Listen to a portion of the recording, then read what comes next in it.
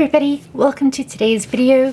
We are taking a look at the Kingart Dual Tip Brush Pens Pro. They have a brush tip and a fine tip. This is a pack of 24. They come in 12, 24, 48 and 92 pack pens. I got this one off of Zulily, but you can get it off of Amazon as well and the Kingart website as well. There are color-coded caps, brush and fine tips. It says superior blendability, acid-free and water-based. Now on the back of the box you see a swatch. I believe in swatching them myself on paper that I'm going to use so that I know what the color is going to look like. And then they talk about being creative, versatile, vibrant and durable. The caps are airtight and anti-roll. And then it says use 2 or more markers to create unique shades and the colorless blender pen for watercolor effects. So we're going to test all of that out in a minute. We're going to talk about it. Now I've been wanting to try these out for a really long time. I've always seen them, but I've never really purchased them. And so I've already opened the box and my first impression was that these are better than I anticipated in terms of how they look. There are 2 trays of pens and the pens are long and thin, and for comparison here is a Tombow. So the Tombow is a little longer. It's got the name of the color on the barrel. So this is the light purple. There's your brush tip. And then there's your fine tip. And this is actually more of a marker tip. Very comparable to the Tombows, I'd say. And the barrel's comfortable to hold and slim.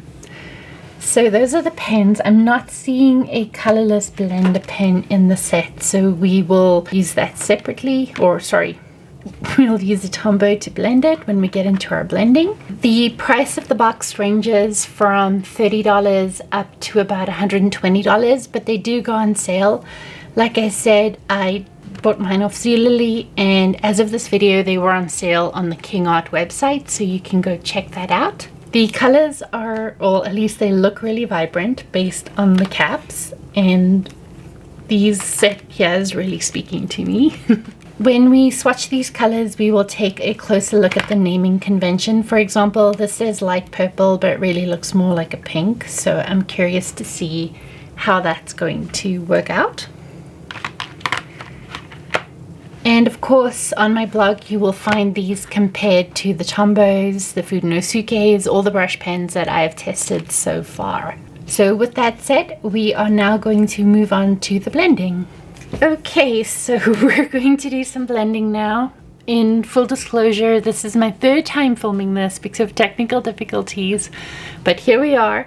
I'm using my 160 GSM dot grid Archer and Olive notepad. This is what I use in my bullet journal, so this is why I gravitate to using the 160 GSM paper. If you're using anything less, so a Moleskine is 80 GSM, a Leuchtturm is 100 or 120 GSM depending on which notebook you get, it's going to work differently. Dingbats is coated, so this might work better on a Dingbats notebook, so it just depends what you're using.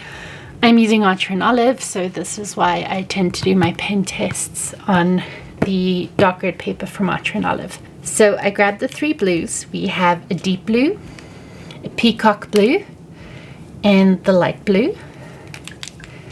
Since this is my 3rd time filming this, I can tell you right now, the tip, the brush tip, is very flexible and very soft. Meaning that if you're beginning your calligraphy journey, these might be a little bit harder to control. So that's just something to keep in mind. The price point is better than the Tombows. They are a little bit less expensive, especially if you find them on sale. But with that soft tip, it's going to be a bit of a challenge if you're still learning to do calligraphy. This is the fine tip, or the marker tip. It's only a little bit bigger than a Tombow tip, if you look there.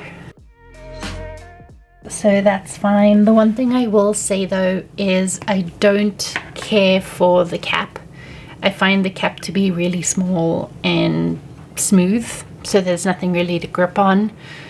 And then it does fit onto the back here, which is nice, so that you don't lose it or it doesn't roll away. But I do love the cap from the brush pen. It's rough, so it's easy to grip. And then I absolutely love that it'll sit up like that. For pictures, that's really, really great. So now we're going to get into the blending.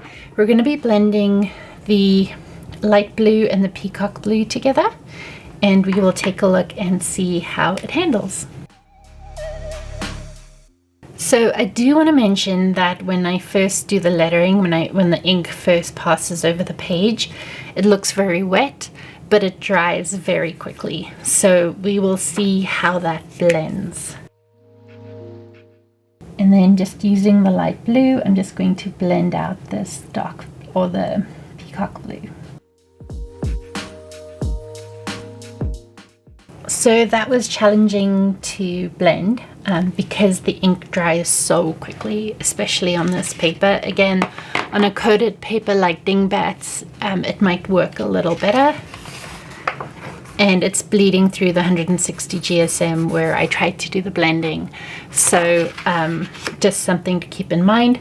Pretty sure we're going to run into the same issues with the blender pen and the water brush pen, but we're going to take a look and see anyways. So my Kingart set didn't come with the blender pen, so I'm going to be using the Tombow Blender Pen.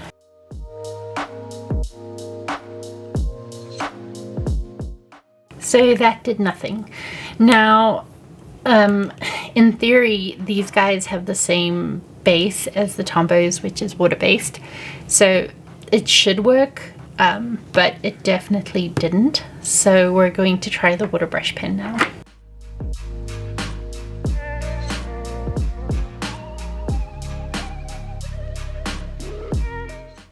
Okay, so neither of those worked. You're better off blending them into each other.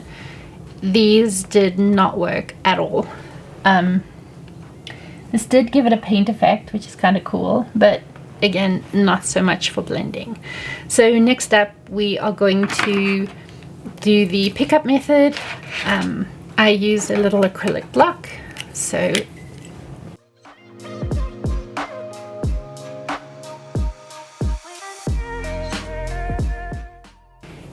I feel like that's really pretty. I do like that. And then just like the Tombows, the tip comes clean, so that's great. I do like that. I think it is pretty. We're going to try it. We're going to take a look at the watercolor effect now. I would say that's a pretty watercolor effect as well. It's pretty vibrant, which is nice.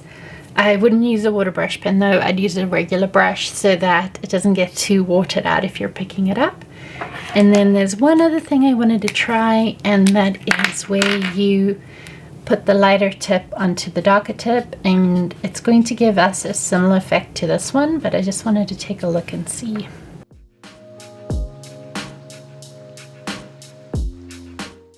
So not quite as obvious. I think maybe these two colors are too similar, I don't know, but that didn't work so well either. Overall, they're not bad. I really wanted to like them a lot. I feel like there are better options out there at this price point. There's nothing really that makes them stand out. They're really pretty pens, and I really like the way they look. I like the way they feel. Colors are pretty, but does it, if you already have Tombows or if you already have other brush pens, I don't know if these are worth it. I don't feel like they bring anything else special. The blending isn't the greatest. I'll do some work. I'll do something on the smoother paper and we'll take a look and see how it handles there. But overall, there's nothing special about them, which I'm really disappointed in. I was really hoping that they would bring something else to the table. So thank you for watching. I'm going to do some swatching now, so you can stick around if you enjoy watching swatching, and we will see you in the next video. So reporting back on how the markers worked on the Bristol board vellum, it worked really well. It was a lot easier to blend for sure, but I found that the more I used the brush pens, the softer the brush tips got, the harder it was to control, just like I mentioned earlier in the video. So definitely going to blend better on your coated papers, so definitely keep that in mind.